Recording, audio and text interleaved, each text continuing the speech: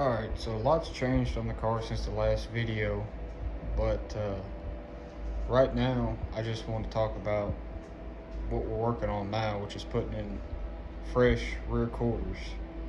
We've already got on this side and got it cut out, got the new piece put back in, and so I wanted to walk around and kind of show you some little tips and tricks that I figured out, or we figured out while we were working on it. Originally, what the best thing we found was, and it all kind of varies on different cars, but you want the new skin to tuck up as tight as you can to the old skin. So what I did was I went through, because all this down here was bad. So what I did is I went through and cut right down along the bottom, all the way down, all the way to the front. That way I could tuck up tight against the back and then come in the bottom and tuck up tight against here. So after I cut all that out, we took the new skin and we clamped it up against the old skin. The new skin come all the way up to that body line there, but I didn't need all that. That was another thing that I had to decide where I wanted to cut the new fender in at. I tried to take the easiest route I could because I knew I was going to have to body work it once it was all put in here. Well, since that body line's still straight, there's no dings or dents in it, I didn't want to mess with that body line. So I took and cut down the center section here because I thought it would be the easiest to blend back in once it's all done on the car. So once I cut the bottom out, we clamped it all up there and made sure that the new skin was as tight to the body as I could get it to where I was going to cut. That way when I cut it out, it would be the smallest gap I could have all the way down it to butt weld it back in. So once we cut all that out, we just used, the best thing I found was to use a cutoff wheel, and you're going to need quite a few to cut through all this because you're cutting through two pieces of metal. I mean, it's not real thick, but it still is a lot of material, and you want a fresh cut all the way through. So after we cut all that out, it's basically just buttoning it back up there and welding it back in. Now, the new fenders, you're just going to kind of have to work with them. They are good, but sometimes they don't fit exactly right. Originally, this car had more of a taper on this bottom body line on this curve here. This is more straight. So once you get back to the back side, it doesn't quite want to blend in right here. So you'll have to do a little bit of massaging to make it fit. Not a big deal, just something you'll have to look at. The wheel arches turned out really good. We really had no issues there. And then the back side here I'm going to have to work on because the previous owner tried to patch that up a couple different times and didn't quite work. I just tacked it up there to keep the bottom as straight as I could as I welded the rest of it in. And so I'll walk over to the other side because right now we've got it cut out and I've got it undercoated and cleaned up and ready to put the new piece in. So this is kind of what it'll look like. I cut out because I moved the filler neck to the center of the car in the bed. So luckily on the new panel, they didn't cut one out, which is great for me, but could be inconvenient for somebody else. But I cut it out, and so all I'll have to do is set that back up there and tack it back up. You also want to make sure you support your car real well.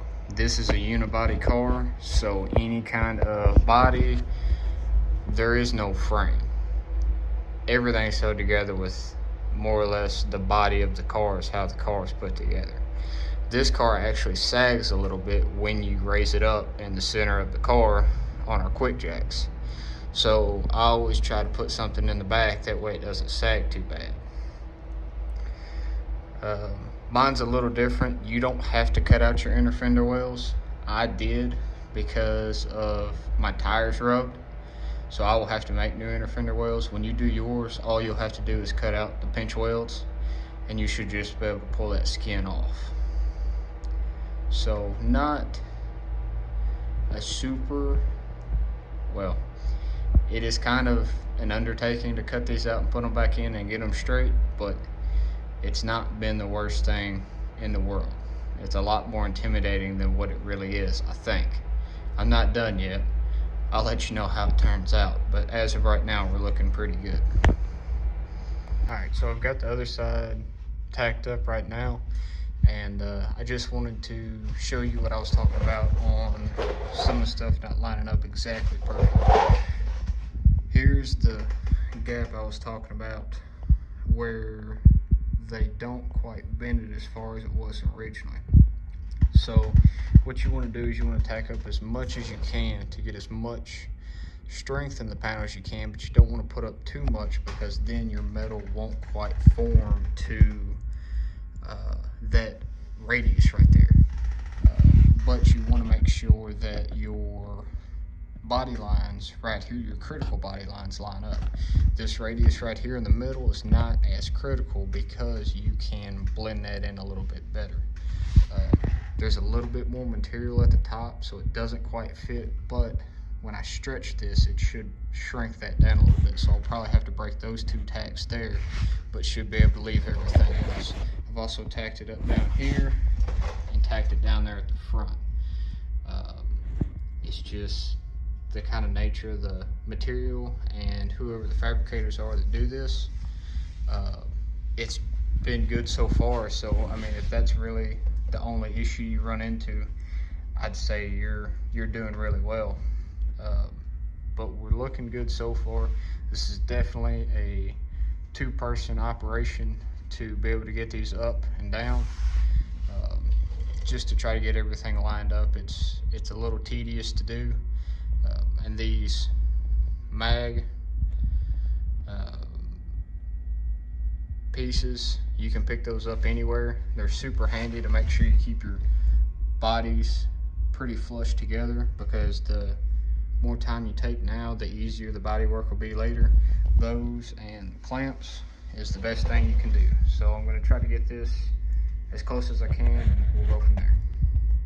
Alright, so here we are on the home stretch. I've got that bent in a little bit farther and massaged out a little bit better, and so we fit really well now. I had to do a little bit more work up top and making this fit a little bit better. Had to trim some more out, but that's all it takes is just some massaging there. I'm definitely not a body man or a metal worker. I just kind of make it up as I go. I kind of just try to figure it out. But that's how we're looking. We look pretty good. I do have to come up since we kind of moved it around a little bit. This right here doesn't quite fit as well as it did before. There's not any gap anymore, so I'll go back with the cutoff wheel and trim a little bit more out so we can get it real good and flush, but not a big deal. So now we're on the home stretch of getting all this tacked in and getting both sides welded up real good and ground down. Then the next point will be putting on body filler and going from there. Not a huge problem with that really being the only issue that I found so far. I know the inner fenders you saw were pretty rotted out. The other side's the same way, but I couldn't cut those out and make those right yet until I got the outer skins on. So now that I get these on, that'll be the next step that I've got, is cutting those out and getting those to mate up real good to the outer skins. But that's how we're looking so far. So I've got some more work to do and some more welding to go, so I'll get back started on that and we'll see how it turns out.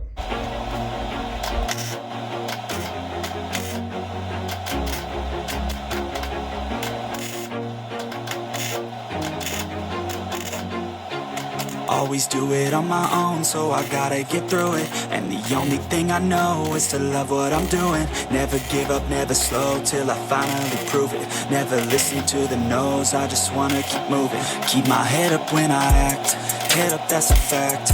Never looking back, I'ma keep myself on track. Keep my head up, staying strong, always moving on.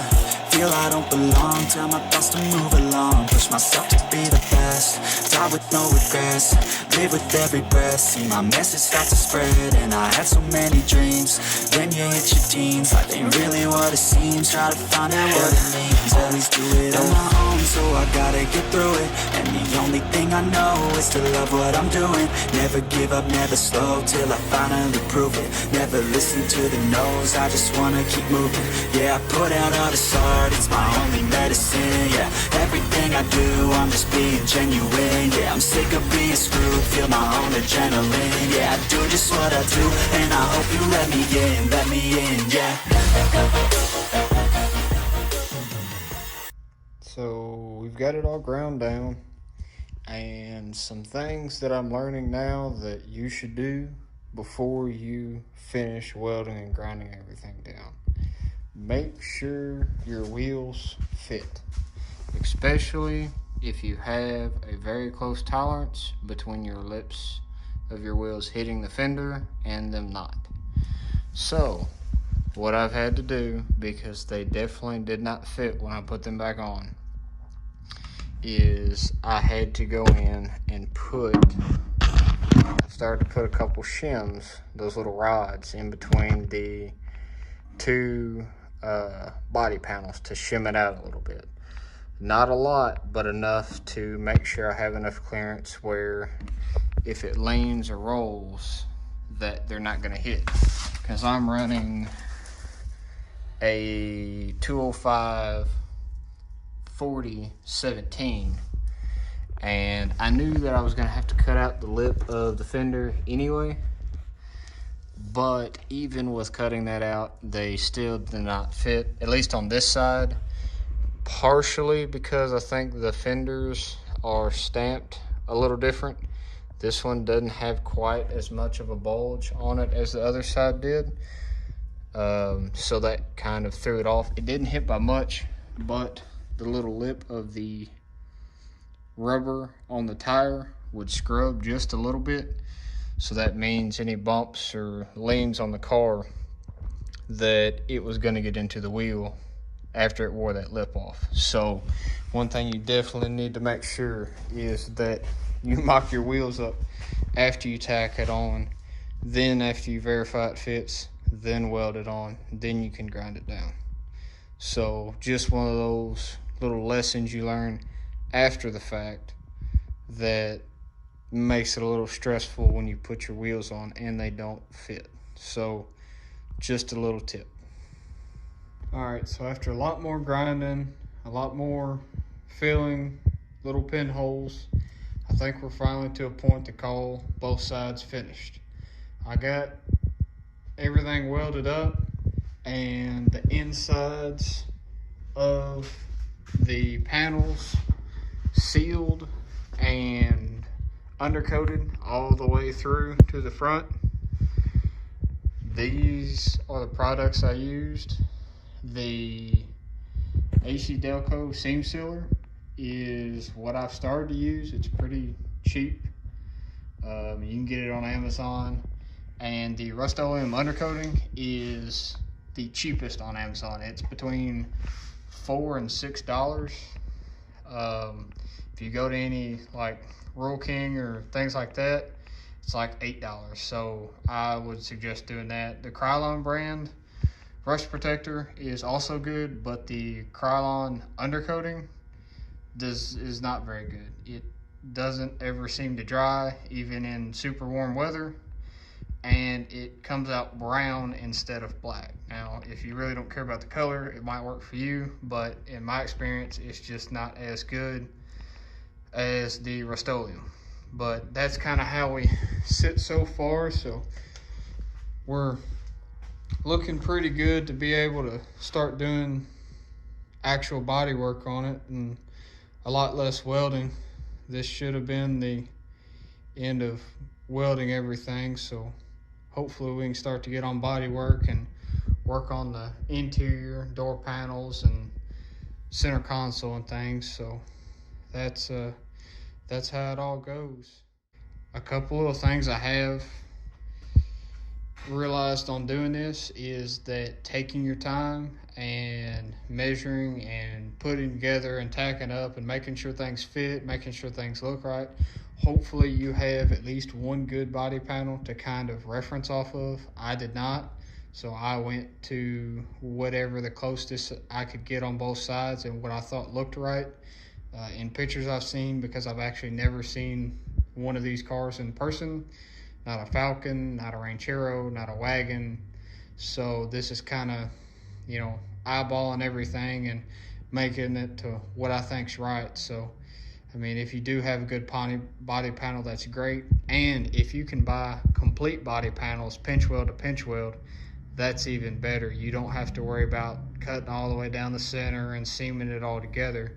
You can just replace the whole panel. Unfortunately, everything I tried to buy was discontinued, from Classic to Current Fabrications, Max, Eckler's. It's the same company, I think, makes them, and it's all discontinued. So unfortunately for me, I had to use with what I got. It comes from eBay, fairly inexpensive for what it was, and got me much better than where I was at. So I think it turned out pretty good, and hopefully I can get all this cleaned up and a little bit of body filler, and you won't ever know what happens. So that's where we are so far, and hopefully we can get a little bit farther.